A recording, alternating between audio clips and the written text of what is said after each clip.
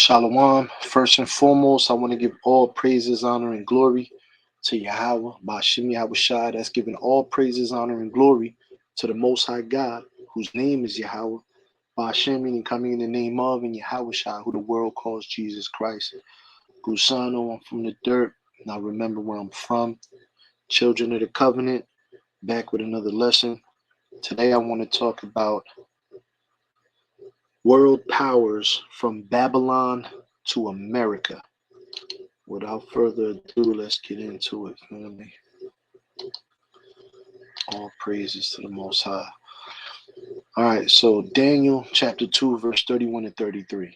Thou, O king, sawest, and behold, a great image.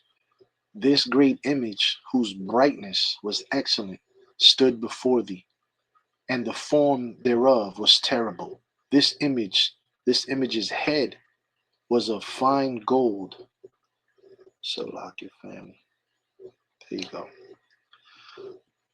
This great image, whose brightness was excellent, stood before thee, and the form thereof was terrible. This image's head was of fine gold, his breast and his arms of silver, his belly and his thighs of brass, his legs of iron, and his feet part of iron and part of clay. So Daniel prophesied of the upcoming events before they took place, right? We remember this. If you followed the book of Daniel chapter 2, the dream and the meaning, the book of Daniel chapter 7, the vision of the four beasts, and the book of Daniel chapter 8, the vision of the ram and the goat, right? You would know that Babylon is the head of gold, right? The lion with the wings. The Medes and the Persians are the silver chest and arms, the bear with three ribs. Greece is the brass belly and thighs, the leopard with the four wings and the four heads, right? Alexander the Great and his four generals. Iron legs, the terrible beast with the iron teeth, is Rome, the Roman Empire. And the feet of iron and clay, right, are the 10 horns and the little horn, the revived Roman Empire, modern Europe and America, right? This is what we're looking at here. Babylon, the head of gold, the lion. The biblical prophecies in Daniel 1 and 1. In the third year of the reign of Jehoiakim, king of Judah, came Nebuchadnezzar, king of Babylon, unto Jerusalem and besieged it. So Nebuchadnezzar is the king of Babylon.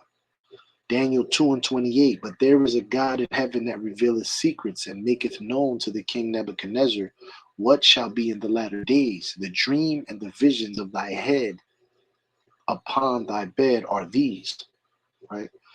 He's speaking to, this is Daniel speaking to Nebuchadnezzar. I put this in here for context.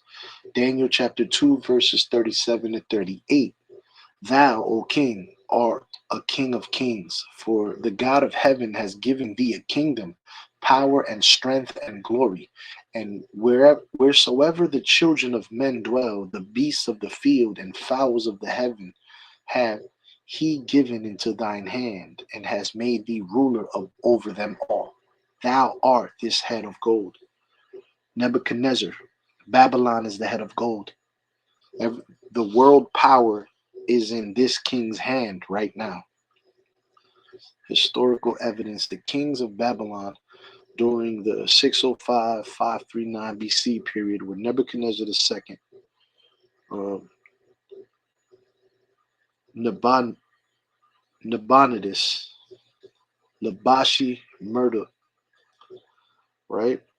And it says the last native Babylonian king, right, was overthrown by Cyrus the Great of Persia.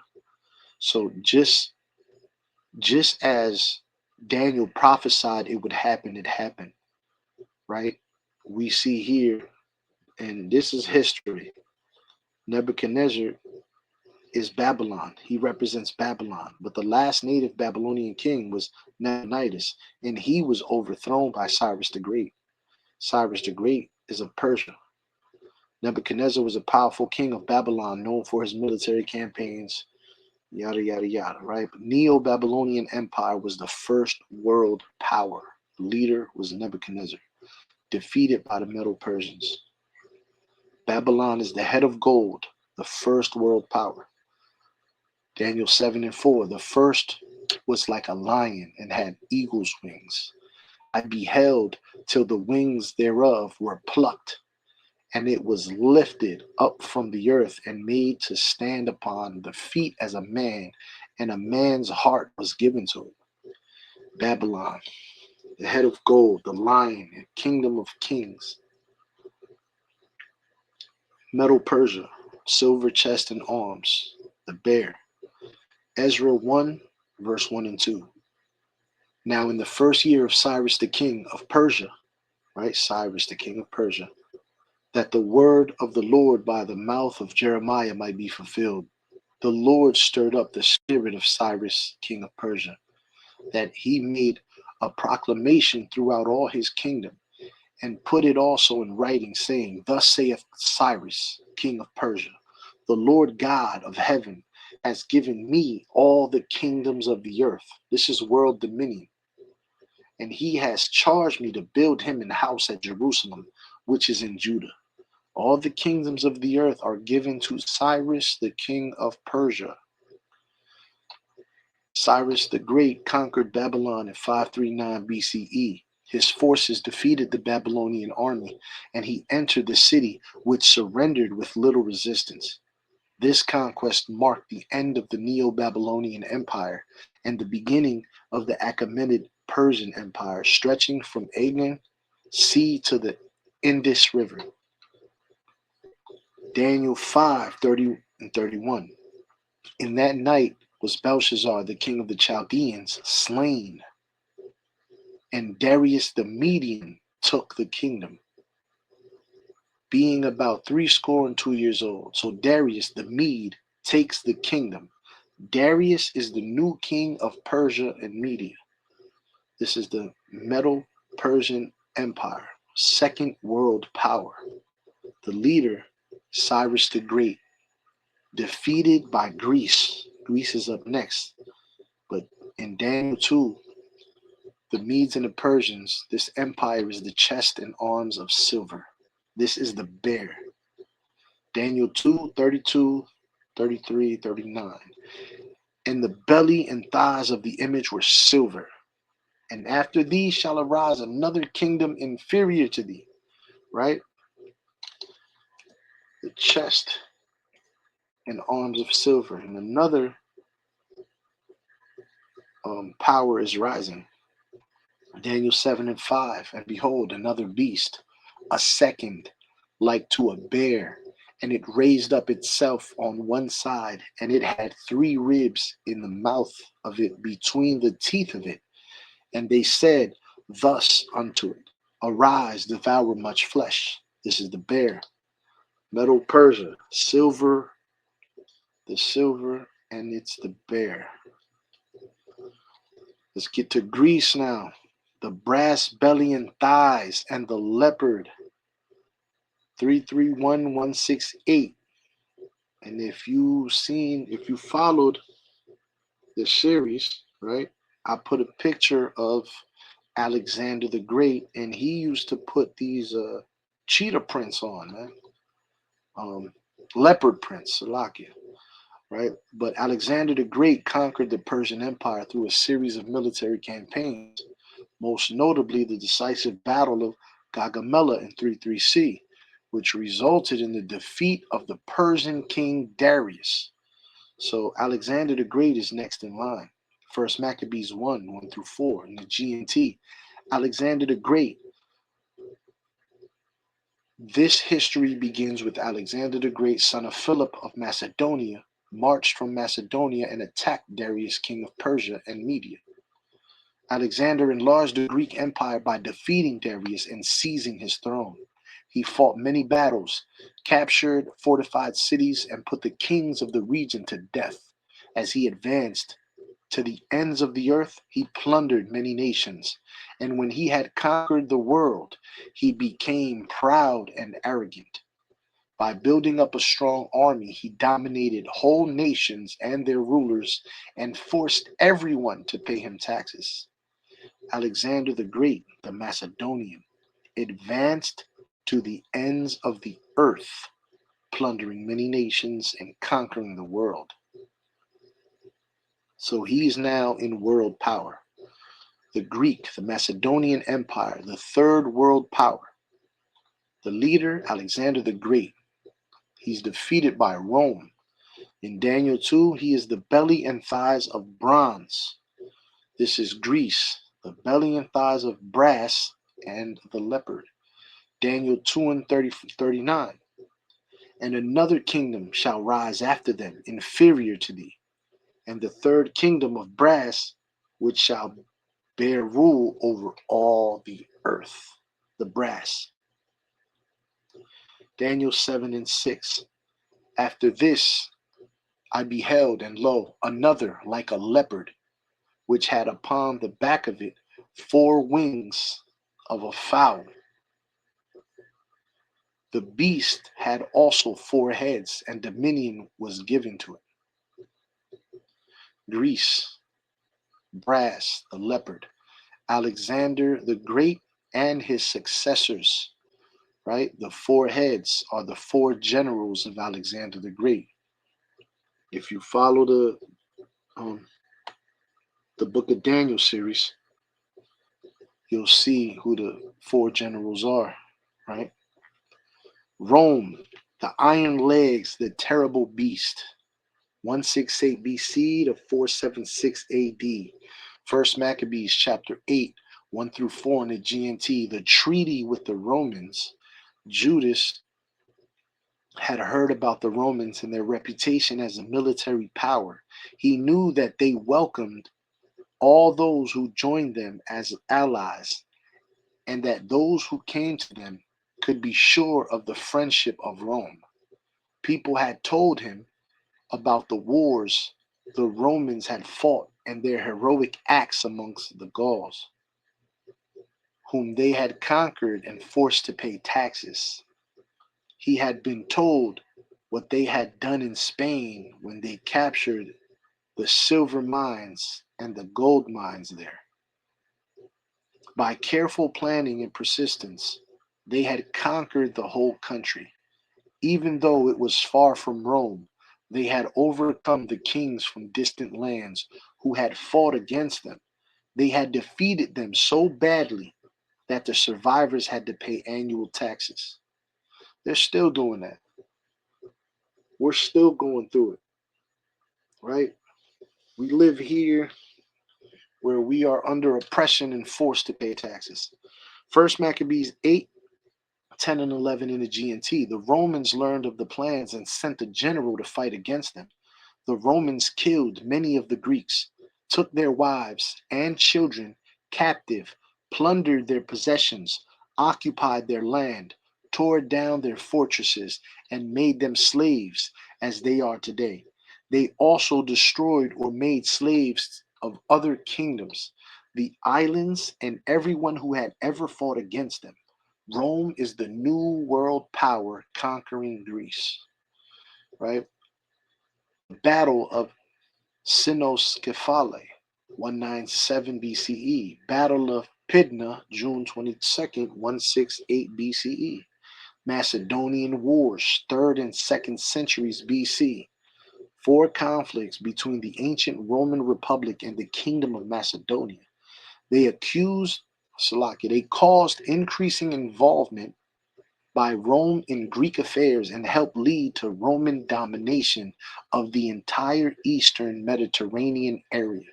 The Roman Empire was the 4th world power, 168 BC to 476 AD, West, 1453 AD, East. Major empires included. Well, that may be a mess up right there, but Augustus Trajan, Western Rome falls in 476 AD. Rome is the legs of iron and the terrible beast. Daniel 2 and 40. And the fourth kingdom shall be strong as iron, for as much as iron breaketh in pieces and subdueth all things. And as the iron that breaketh all these shall it break in pieces and bruise. Legs of iron. Daniel 7 and 7. After this I saw in the night visions, and behold, a fourth beast, dreadful and terrible, and strong exceedingly, and it had great iron teeth. It devoured and brake in pieces and stomped the residue with the feet of it. The fourth beast. Rome is the iron legs and the dreadful beast. Post Roman period. Because someone had mentioned, they asked about, what about the Vikings? What about the Moors? Right? They were in power, but they weren't in world power. They didn't conquer the world. So they were like ruling small pieces of land, right? Post Roman period, where Vikings and Moors fit. After Rome collapsed, Europe fragmented into multiple powers. This is where the Moors and Vikings enter history. The Baz- uh, Byzantine Empire, Eastern Roman continuation from 476 to 1453. The capital was Constantinople, right? Still Roman in law and identity. Moorish rule was the Islamic expansion into Europe and the Mediterranean, 711 to 1492. Invasion led by Tariq ibn Zayed, right? Peak power around 900 to 1000 AD. Ended in 1492 with fall of Granada, right? After Rome fell during early medieval period. This is what's going on here. Viking Age, Northern European expansion, right? The start 793 to 1066, right? And they controlled parts of England, France, Russia, and the North Atlantic. The same general era as the Moorish rule. So the Moors and the Vikings and the Byzantine Empire, right? Well, not the Byzantine Empire, but the Moors and the Vikings were, ruling different areas of the land and throughout the same time. Now, the return of the Roman European Empire. After Vikings and Moors decline, Europe reorganizes into new empires claiming Roman heritage. Who's claiming the Roman heritage? Europe. Europe reorganizes into new empires claiming Roman heritage. The Holy Roman Empire, the medieval Roman revival, 800 to 1806. The crowned ruler, the new king, Charlemagne, right? Political continuation of Rome in Europe. Spanish Empire, the global Catholic power, the 1400s to the 1700s, right? Under Charles, um, he colonized the Americas, man. This is where the Spanish Empire, right? The global Catholic power is this European nation that reorganizes into new empires claiming Roman heritage. That's what this Spanish global Catholic power is. The ones that colonized the Americas. These are the Romans. The French Empire, Napoleonic attempt at Roman style Europe, 1804 to 1815. This is Napoleon Bonaparte. He attempted European unification. The British Empire, global world superpower, largest empire in history from 1700s to 1945, inherited much Roman legal and political traditions. In this series, I am definitely touching base on how the United States government inherited much Roman legal and political traditions, right? And look who's next. The United States era, modern global superpower. Right now, this place is a superpower. 1945 till now, the United States, power inherited largely from Britain after World War II. This is the revived Roman Empire, modern Europe and America, feet of iron and clay. Why? Because one is of iron and the other one is of clay, and they cannot stand. A house divided cannot stand. 10 horns, the little horn, America, right? The fall of Rome is a gradual process, but a common timeline highlights key events leading to the end of the Western Roman Empire in 476 CE. The timeline includes the crisis of the 3rd century, 235 to 284 CE, the permanent division of the empire in 395 CE, the sack of Rome by the Visigoths in 410 CE, and the final deposition of the last Western Roman emperor, Romulus Augustulus, by the Germanic leader Odoacer in 476 CE. Romulus Augustus, the last emperor of the Western Roman Empire, is deposed by Odoacer, a German barbarian who proclaims himself king of Italy. A German barbarian, king of Italy, the Italian. This augurs that many historians consider the fall of the Roman Empire. Odoacer was a mercenary leader in the Roman imperial army when he launched his mutiny against the young emperor. So, Odoacer, a German of Italy, a mercenary leader in Rome. German, Italy, Rome.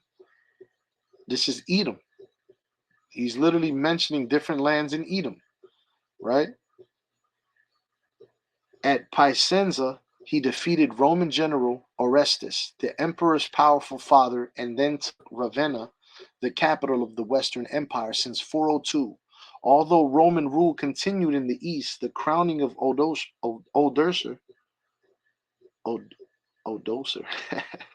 marked the end of the original Roman Empire, which centered in Italy. Revived Roman system, European integration, 1957 till now. Foundation, the Treaty of Rome. The revived Roman system, the European integration, the Treaty of Rome. Rome is back. European Economic Community, the ECC, later became the European Union, the EU. Revived Roman Empire, the feet of iron and clay, the 10 horns, the little horn. Daniel chapter 2, verse 41 to 43. And whereas thou sawest the feet and toes, part of potter's clay and part of iron, the kingdom shall be partly strong and partly broken. And whereas thou sawest iron mixed with miry clay, they shall mingle themselves with the seed of men, but they shall not cleave one to another. Right? The feet of iron and clay. Daniel 7 and 24. And the 10 horns out of this kingdom are 10 kings that shall arise, and another shall arise after them, and he shall be diverse from the first, and he shall subdue 3 kings. The 10 horns. Daniel 7 and 8. I considered the horns, and behold, there came up another little horn, before whom there were 3 of the first horns plucked up by the roots. The little horn comes up. It is the revived Roman modern EU, the feet of iron, the clay, the 10 horns, the little horn, right? Neo-Babylonian Empire, the Achaemenid Empire, the Medo and Persians, right? the Macedonian Empire. This is Greece. The Roman Empire. Then they fall out of power. Then you got the Byzantine controlling some lands. You got the Moors controlling some lands. The Vikings, right? The Scandinavian Vikings controlling some lands. And then you see the Holy Roman Empire trying to come back. The Spanish Empire, right? The Catholics. Then the first French Empire. Then the British Empire. And then the United States of America, right? And what do we have? The European Union, the revived Roman system, which is today, right? So the Babylonians are the head of gold, the lion with the eagle's wings. The Medo Persian Empire is the chest and arms of silver in Daniel 2. And in Daniel 7, they are the bear with the three ribs. The Grecian Empire, in Daniel 2, they are the belly and thighs of brass. And in Daniel 7, they are the leopard with four wings and four heads, right? That is Alexander being the leopard who wore leopard print going to war on his war apparel, and he had four wings and four heads, right? He divided his land into four pieces amongst his four generals, his four childhood friends. And then Rome, the legs of iron, the fourth dreadful beast with iron teeth. Rome ends up taking world dominion over all of this, right? Over the four generals of Greece, right? They lose their power. They're quiet for a little while. Later on in life, they're back. United States of America, right? The revived Roman Empire, the feet and iron of clay in Daniel 2, and in Daniel 7, they are the 10 horns and the little horn, right? All praises. I hope somebody was edified, gained some kind of knowledge, wisdom, and understanding, a better view on this matter dealing with world powers from Babylon to America for this Book of Daniel series. I hope you stay tuned for what is to come. With that, I want to give all praises, honor, and glory to Yahweh, Ba'ashem Yahweh Shah. That's giving all praises, honor, and glory to the Most High God, whose name is Yahweh. Ba'ashem meaning coming in the name of, and Yahweh Shah, who the world calls Jesus Christ. Shalom, and I love y'all.